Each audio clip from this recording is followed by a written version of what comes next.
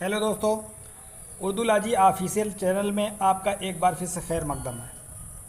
आज हमारी ये 7वीं क्लास है और जो लोग चैनल को पहली बार देख रहे हैं वो सब्सक्राइब कर लेंगे और जो जिन लोगों ने अभी तक नहीं किया है वो लोग भी सब्सक्राइब कर लेंगे। आते हैं हम आज के पहले सवाल पर। गज़ल या नज़्म के रदीफ़ व काफ़िया को क्या कहते हैं? गज़ल या नज़्म के रदीफ़ व काफ़िया को क्या कहते हैं? तो इसको क्या कहते हैं? मतला, हुस्न मतला, ज़मीन, मिसरे तरह। तो इसको क्या कहा जाता है? इसको ज़मीन कहा जाता है। इसको क्या कहा जाता है? ज़मीन। जैसे मान लीजिए कोई गज़ल है या कोई नज़्म है, उसका जो रदीफ़ व काफ़िया लास्ट में होता है, जो रदीफ़ व काफ़िया लास्ट में होता है, शेर उसी पे टिका होता है, रदीफ़ व काफ़िया पे। इसी वजह से उसको जो है गज़ल या नज़्म की ज़मीन कहा जाता है, रदीफ़ व काफ़िया को, है ना। जैसे हम लोग हैं ज़मीन पर टिके हुए हैं, तो उसी तरीके से शेर भी होता है, रदीफ़ व काफ़िया पर टिका होता है, इसी वजह से उसको ज़मीन कहा जाता है। जैसे मान लीजिए कोई गज़ल है या कोई नज़्म है, एक गज़ल मान लीजिए है कि गालिब की गज़ल कि ये ना थी हमारी किस्मत की वसाले यार होता, ये ना थी हमारी किस्मत की वसाले यार होता, अगर और जीते रहते यही इंतज़ार होता, तेरे वादे पर जिए हम तो ये जान झूठ जाना कि खुशी से मर न जाते अगर एतबार होता। ठीक है, तो ये गालिब की गज़ल है। तो इसमें देखिए यार होता, इंतज़ार होता और एतबार होता। तो इसमें जो होता होता आया है, होता होता, तो ये क्या है? होता होता है जो आया है, ये एक रदीफ़ है। क्या है? रदीफ़। और उसके पहले यार, एतबार, इंतज़ार, एतबार, ये सारी चीज़ें क्या है? ये काफ़िया है। तो ये जो रदीफ़ व काफ़िया है वो शेर में, चाहे गज़ल हो चाहे नज़्म हो, उसका ये ज़मीन होती है। समझ में आ गया ना? गज़ल या नज़्म में रदीफ़ व काफ़िया क्या होता है? ज़मीन होता है। इसी ज़मीन पर ये शेर टिका होता है। क्लियर है ना? चलिए अब हम आते हैं अगले सवाल पर। ईजाज़ व इख्तिसार। ईजाज़ व इख्तिसार किस सिन्फ़ की खूबी है? ईजाज़ व इख्तिसार। ईजाज़ माने होता है मुख्तसर या छोटा। ईजाज़ के माने होता है छोटा और इख्तिसार के माने होता है, इख्तिसार बना लफ्ज़ मुख्तसर से, यानी इसके माने भी छोटा होता है। ईजाज़ और इख्तिसार यानी इसके माने छोटा ही है।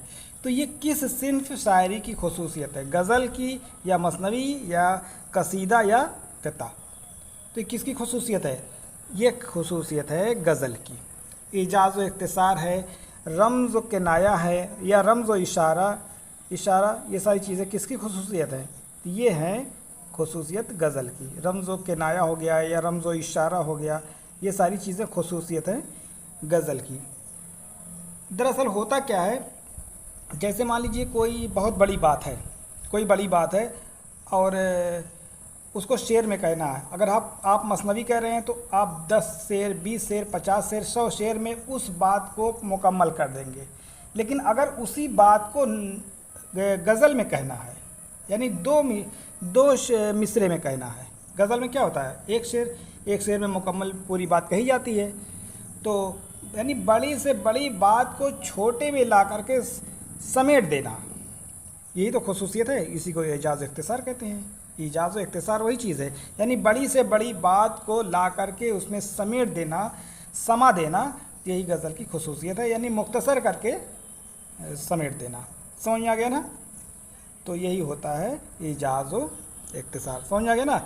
उसमें रम्ज़ व इशारा और मख्फ़ी बातें भी होती हैं, छुपी हुई बातें होती हैं, मख्फ़ी बातें होती हैं। ये सारी चीज़ खसूसियत जो है, ये खसूसियत है गज़ल की। क्लियर हो गया ना? और गज़ल को जो है टेढ़ी पसली भी कहा जाता है। गज़ल जो सिन्फ़ है उसको टेढ़ी पसली भी कहा जाता है। ठीक है, क्योंकि जो है गज़ल के माने होता है औरतों से बातें करना, औरतों की बातें करना या औरतों के हुस्न जमाल की बातें करना, ये इसके माने हैं, लुग़वी माने। तो कहा जाता है कि जो है औरत जो बनी है वो टेढ़ी पसली से बनी है।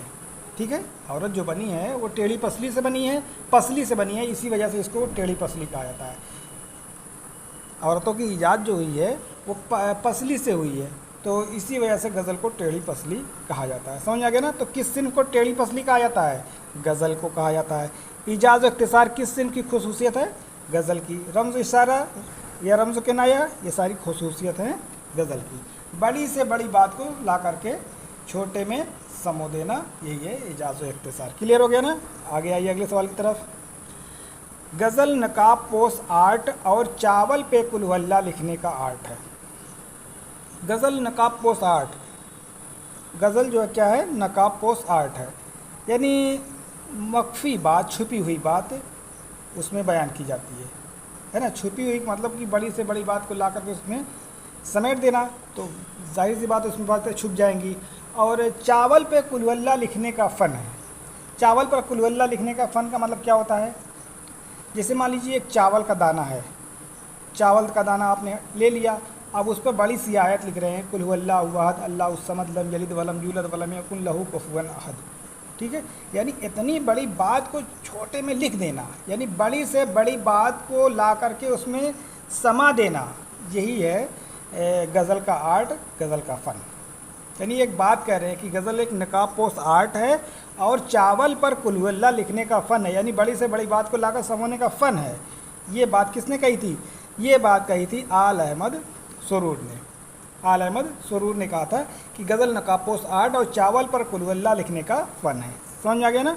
इसके अलावा जो है इनका एक और कौल है गज़ल के लिए ही कि गज़ल बड़ी काफिर सिन्फ है। गज़ल बड़ी काफिर सिन्फ है, ये किसने कहा था? ये आल अहमद सुरूर ने कहा था। इसके अलावा कलीमुद्दीन अहमद कहते हैं गज़ल नीम वहसी सिन्फ सुखन है, वो कलीमुद्दीन अहमद का कौल है। तो ये समझ में आ गया ना? ये इसका जवाब हो जाएगा आल अहमद सुरूर। आते हैं हम अगले सवाल की तरफ।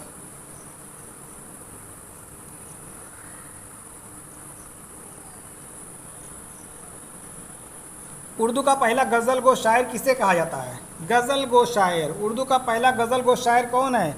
कुली कुतुब साहब, वली, अमीर खुसरो या मीर तकीमीर? गज़ल का पहला शायर अमीर खुसरो। गज़ल का अव्वली शायर अमीर खुसरो। किसे कहा जाता है? अमीर खुसरो को। हिंदवी का पहला शायर अमीर खुसरो को कहा जाता है। कह मुकर्नियों का मुजीद अमीर खुसरो को कहा जाता है। दो सुखने का मुजीद अमीर खुसरो को कहा जाता है। और कव्वाली का मुजीद अमीर खुसरो को कहा जाता है। और तूतिया हिंद किसे कहा जाता है? अमीर खुसरो को ही कहा जाता है। अमीर खुसरो का असल नाम अबुल हसन यमनुद्दौला अमीर खुसरो था। समझिए ना? इनका असल नाम क्या था? पूरा नाम क्या था? अबुल हसन यमनुद्दौला अमीर खुसरो। और देखिए एक वीणा आता, वीणा जो बजाने के लिए होता है, वीणा देखे होंगे, उसमें दो तार रहते थे, उसमें दो तार रहते थे और उसमें धुन वगैरह निकाल करके वो बजाया जाता था। ठीक है, वो बजाया जाता था। तो अमीर खुसरो ने एक और तार का ईजाद किया, यानी तो उसमें तीन तार लगा दिए, तो उसको कहा जाने लगा सितार। सी बने तीन होता है। समझ आ गया ना? तो सितार का मुजीद अमीर खुसरो, सितार का मुजीद अमीर खुसरो। समझ आ गया ना? कव्वाली का मुजीद अमीर खुसरो, दो सुखने का मुजीद अमीर खुसरो, कई मुकर्नियों का मुजीद अमीर खुसरो, हिंदवी का पहला शायर अमीर खुसरो और गज़ल का अव्वलीन शायर अमीर खुसरो। तूतिया हिंद किसे कहा जाता है? अमीर खुसरो। समझ में आ गया ना? ये सारी बातें अमीर खुसरो से है, इसको आप लोग याद कर लीजिएगा। अब आते हैं हम अगले सवाल की तरफ। मीर के बाद दर्द व गम का शायर किसको कहा जाता है? मीर के बाद सबसे पहले मीर को कहा जाता है, मीर को जो है क़ुनूती शायर का इमाम कहा जाता है। तो इसकी सबसे पहले ये इनके यहाँ क़ुनूतियत पाई जाती है, तो मीर को क़ुनूती शायर का इमाम कहा जाता है सबसे पहले। उसके बाद किसको कहा जाता है? फैज़, ख्वाजा मीर दर्द, फ़ानी बदायूनी, हसरत रूहानी, किसको कहा जाता है? फ़ानी बदायूनी। इसका जवाब क्या हो जाएगा? फ़ानी बदायूनी। फ़ानी बदायूनी को दर्द व गम का शायर कहा जाता है। इनको यासियात का इमाम कहा जाता है। यासियात का इमाम, यास माने होता है मायूसी, उसी से बना हुआ है यासियात। तो यासियात का इमाम किसे कहा जाता है? फ़ानी बदायूनी। तो फ़ानी बदायूनी को यासियात का इमाम किसने कहा? ये कहा है रशीद अहमद सिद्दीकी साहब ने। रशीद अहमद सिद्दीकी ने फ़ानी बदायूनी को यासियात का इमाम कहा। समझ आ गया ना? इसके अलावा फ़ानी बदायूनी का असल नाम क्या है? इनका असल नाम है शौकत अली खान। क्या है? शौकत अली खान। शुरू में इनका तखल्लुस शौकत था, बाद में इन्होंने अपना तखल्लुस फ़ानी कर लिया, बाद में इनका तखल्लुस फ़ानी हो गया। समझ आ गया ना? तो कुनूती शायर का इमाम किसे कहा जाता है? कुनूती माने वही दर्द रंज गम वही सारी चीज़ें होती हैं। तो कुनूती शायर का इमाम मीर तकी मीर को कहा जाता है। और मीर के बाद दूसरा दर्द गम का शायर कौन है? फ़ानी बदायूनी। यासियात का इमाम किसे कहा जाता है? फ़ानी बदायूनी को। और फ़ानी बदायूनी का असल नाम क्या है? शौकत अली ख़ान। इनका शुरुआती तखल्लुस क्या था? शौकत। बाद का तखल्लुस क्या है? फ़ानी। क्लियर हो गया ना? तो ये हैं फ़ानी बदायूनी। अब हम आते हैं अगले सवाल की तरफ। इनमें से किस शायर को ज्ञानपीठ अवार्ड दिया गया? फ़िराक गोरखपुरी, जोश मलियाबादी, फैज़ अहमद फैज़ हो गए और अख्तर शीरानी। ज्ञानपीठ की बात हो रही है। उर्दू में अभी तक 4 लोगों को ज्ञानपीठ का अवार्ड मिला है। सबसे पहले किसको मिला था? फ़िराक। ऑप्शन के एतबार से फ़िराक हो जाएंगे। फ़िराक ने लिखी थी गुले नगमा। फ़िराक की तसनीफ़ थी गुले नगमा। गुले नगमा पर इनको जो है ज्ञानपीठ का अवार्ड मिला था। गुले नगमा कब मिला था?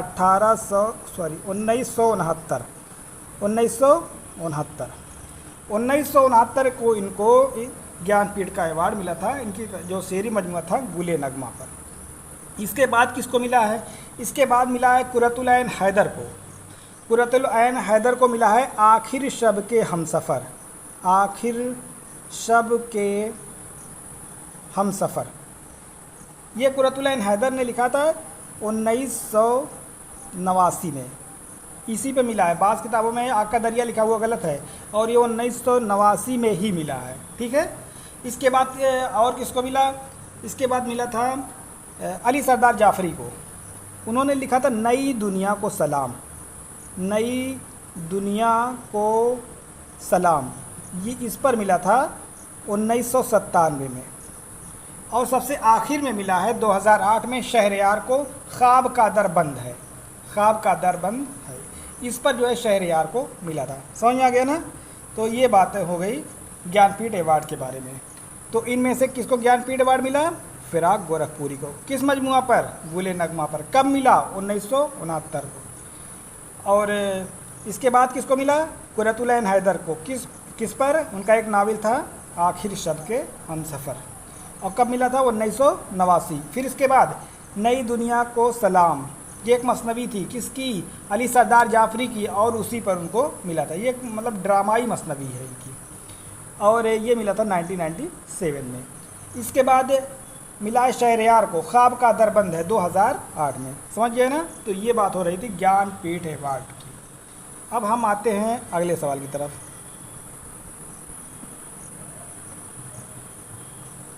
उर्दू का ताल्लुक़ बराह रास्त किससे है? ऑप्शन के एतबार से देखिए, मशरक़ी हिंदी, मगरिबी हिंदी, ब्रज भाषा, कन्नौजी। उर्दू का ताल्लुक़ ब्रज भाषा से है। उर्दू का ताल्लुक़ किससे है? ब्रज भाषा। मशरक़ी हिंदी की कितनी बोलियां हैं? 3, अवधी, बघेली, छत्तीसगढ़ी। मगरिबी हिंदी कितनी बोलियां हैं? 5 बोलियां हैं। खड़ी बोली, ब्रज भाषा, हरियाणवी, बुंदेली, कन्नौजी। ठीक है, ये जो है इनकी बोलियां। और ब्रज भाषा आम तरीके से कि मोहम्मद हुसैन आज़ाद का कौल भी है कि उर्दू ब्रज भाषा से निकली है। उर्दू किससे पैदा हुई है? ब्रज भाषा ही। किसका कौल है? किसका नज़रिया है? ये है मोहम्मद हुसैन आज़ाद। मोहम्मद हुसैन आज़ाद ने आब हयात में कहा है कि इतनी बात हर शख्स जानता है कि उर्दू ब्रज भाषा से पैदा हुई है। तो इसका जवाब हो जाएगा ब्रज भाषा। और एक चीज़ देखिए कि मोहम्मद हुसैन आज़ाद के अलावा और किसने कहा है कि उर्दू ब्रज भाषा से पैदा हुई है? तो एक हैं हकीम शमसुल्लाह कादरी। उनका क्या नाम है? हकीम शमसुल्लाह कादरी। हकीम शमसुल्लाह कादरी, इनकी एक किताब है। इनकी किताब का नाम है उर्दू कदीम। इनकी किताब का नाम है उर्दू कदीम। इस किताब में इन्होंने कहा है कि उर्दू ब्रज भाषा से पैदा हुई है। ठीक है, तो मोहम्मद हुसैन आज़ाद के अलावा हकीम शमसुल्लाह कादरी ने भी अपनी किताब उर्दू कदीम में बताया है कि उर्दू ब्रज भाषा से पैदा हुई है। और मोहम्मद हुसैन आज़ाद। समझ आ गया ना? तो ये 2 चीज़ हो गई। ये क्लियर हो गया? अब आते हैं अगले सवाल की तरफ। ग्रियर्सन ने हिंदुस्तान की आर्याई ज़बानों को कितनी शाखों में तकसीम किया है? आर्याई ज़बान को जो है इन्होंने 3 शाखों में तकसीम किया है। हिंद आर्याई को इन्होंने 3 शाखों में तकसीम किया है। एक का नाम रखा है कदीम हिंद आरियाई, एक का नाम है वस्ती हिंद आरियाई और एक का नाम है जदीद हिंद आरियाई। ये 3 हिस्सों में तकसीम किया है और 3 हिस्सों में तकसीम करके उसके बारे में, सबके बारे में अलग अलग बताया है। ठीक है। कदीम हिंद आरियाई जो है इसी ज़माने में वेद लिखे गए, ऋग्वेद, यजुर्वेद, सामवेद, अथर्ववेद, ये सारी किताबें इसी कदीम हिंद आरियाई में लिखी गई। वाल्मीकि ने रामायण लिखी थी और पाणिनि ने अष्टाध्यायी वगैरह लिखी थी, कपिल ने शंकुर शास्त्र वगैरह लिखी थी। तो सारी किताबें जो है कदीम वाली इसी कदीम हिंद आरियाई अहद में लिखी गई। फिर बाद में वस्ती का ज़माना आता है, पाली, प्राकृत, अपभ्रंश इसी में है। फिर उसके बाद जदीद आता है, जदीद से बाद में टूट करके हिंदी उर्दू बनता है। समझ आ गया ना। तो ग्रियर्सन ने हिंदुस्तान की आरियाई ज़बानों को कितनी शाखों में तकसीम किया है? तो इसका जवाब हो जाएगा 3। समझ आ गया। चलिए अब हम आते हैं अगले सवाल की तरफ। पंजाब में उर्दू किस माहिर लिसानियत की तसनीफ़ है? पंजाब में उर्दू क्या है? पंजाब में उर्दू एक किताब है। किसने लिखी है? ये लिखी है महमूद खान शीरानी। महमूद खान शीरानी ने एक किताब लिखी थी 1928 में। कब लिखी थी? 1928 में। उसका नाम है पंजाब में उर्दू और उसमें उन्होंने बताया कि उर्दू पंजाब में पैदा हुई है। और महमूद खान शीरानी ने ये किताब किसकी फरमाइश पर लिखी थी? ये किताब किसकी फरमाइश पर लिखी थी?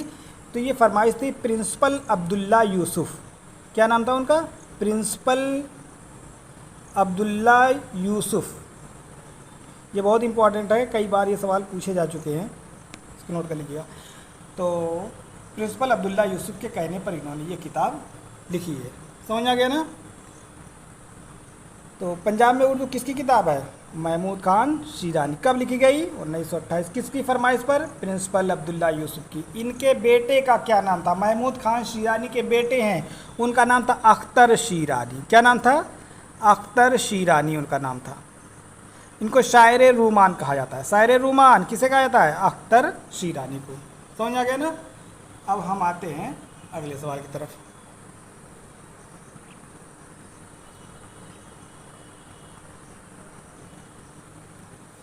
ज़बान व इल्म ज़बान, ये किसकी तसनीफ़ है? ज़बान व इल्म ज़बान, ये तसनीफ़ है अब्दुल कादिर सरवरी। किसकी किताब है? अब्दुल कादिर सरवरी की किताब लिसानियात से मुताल्लिक़ है। इसके अलावा जो है अब्दुल कादिर सरवरी ने जो एक मसनवी है फूलबन जो दक्कन में मसनवी है, उसको भी जो है इन्होंने मुरत्तब किया है। ठीक है। किसने मुरत्तब किया है? अब्दुल कादिर सरवरी। और ज़बान व इल्म ज़बान इनकी किताब है। ठीक है। अब हम आते हैं अगले सवाल की तरफ। शौकत सब्ज़वारी ने लिसानियात के मौजू पर कौन सी किताब लिखी है? शौकत सब्ज़वारी ने लिसानियात के मौजू पर कौन सी किताब लिखी है? तो इन्होंने किताब लिखी है शौकत सब्ज़वारी ने, उसका नाम है उर्दू लिसानियात। क्या नाम है उसका? उर्दू लिसानियात। उर्दू लिसानियात के नाम से इन्होंने लिसानियात पर किताबें लिखी है शौकत सब्ज़वारी ने। इसके अलावा जो है इन्होंने किताब लिखी है, उसका नाम है दास्तान ज़बान उर्दू। दास्तान ज़बान उर्दू, ये किसकी किताब है? ये किताब भी शौकत सब्ज़वारी की है, दास्तान ज़बान उर्दू। इसके अलावा इन्होंने गालिब पर एक किताब लिखी थी, उसका नाम था फ़लसफ़े कलाम गालिब। क्या नाम है उसका? फ़लसफ़े कलाम गालिब। ठीक है। ये शौकत सब्ज़वारी की बात हो रही थी। तो दास्तान ज़बान उर्दू ये किसकी किताब है? ये किताब है शौकत सब्ज़वारी की। और दास्तान, इसके अलावा जो है उर्दू लिसानियात किसकी है? इसके अलावा उर्दू लिसानियात भी शौकत सब्ज़वारी की। फ़लसफ़े कलाम गालिब ये किसकी किताब है? फ़लसफ़े कलाम गालिब ये किताब है शौकत सब्ज़वारी की। इसके अलावा इसी से मिलती जुलती एक और किताब है मुहासिन कलाम गालिब। मुहासिन कलाम गालिब ये किसकी किताब है? ये अब्दुर्रहमान बिजनौरी, जो कि जो है गालिब पर बहुत अच्छी किताब लिखी है, मुहासिन कलाम गालिब। और वो एक जमालियाती पैराए में लिखी गई किताब है। ठीक है। उसी में ये कौल है कि जो है हिंदुस्तान में जो है इल्हामी किताबें 2 हैं, हिंदुस्तान में इल्हामी किताबें दो हैं, एक है वेद मुक़द्दस, एक है दीवान गालिब। ये कौल किस किताब में दर्ज है? तो ये अब्दुर्रहमान बिजनौरी की जो किताब है मुहासिन कलाम गालिब उसमें दर्ज है। तो ये तो हम दूसरी तरफ चले गए, फिलहाल हम आते हैं अगले। इसके अलावा ऑप्शन में देखिए आम लिसानियात, ये किसकी है? ये है ज्ञानचंद जैन की। लिसानी मुताले आम लिसानियात, ये किताबें किसकी है? ये किताबें हैं ज्ञानचंद जैन की। पंजाब में उर्दू आप देख ही रहे हैं, अब इसके बारे में बात हो चुकी है। पंजाब में उर्दू महमूद खान शीरानी। फिर अगला एक और ऑप्शन में मुकदमा तारीख़ ज़बान उर्दू होना चाहिए यहाँ पे। मुकदमा तारीख़ ज़बान उर्दू ये किसकी है? ये है मसूद हुसैन खान की। क्लियर हो गया ना? तो शौकत सब्ज़वारी ने लिसानियात के मौजू पर कौन सी किताब लिखी? उर्दू लिसानियात। दास्तान ज़बान उर्दू किसकी है? शौकत सब्ज़वारी। फ़लसफ़ा कलाम गालिब किसकी है? ये है शौकत सब्ज़वारी की। मुहासिन कलाम गालिब किसकी है? अब्दुर्रहमान बिजनौरी की। हिंदुस्तान में इल्हामी किताबें दो हैं, एक है वेद, एक है दीवान गालिब। ये किसने कहा है? अब्दुर्रहमान बिजनौरी ने। मुहासिन कलाम गालिब जो किताब लिखी गई वो किस पैराए में लिखी गई है? वो जो है जमालियाती पैराए में लिखी गई है। समझ आ गया ना? तो ये अब इसके बाद हम लोग मिलते हैं अगले वीडियो में, और जो लोग अभी तक सब्सक्राइब नहीं किए हैं वो लोग सब्सक्राइब चैनल को कर लें। अस्सलाम वालेकुम।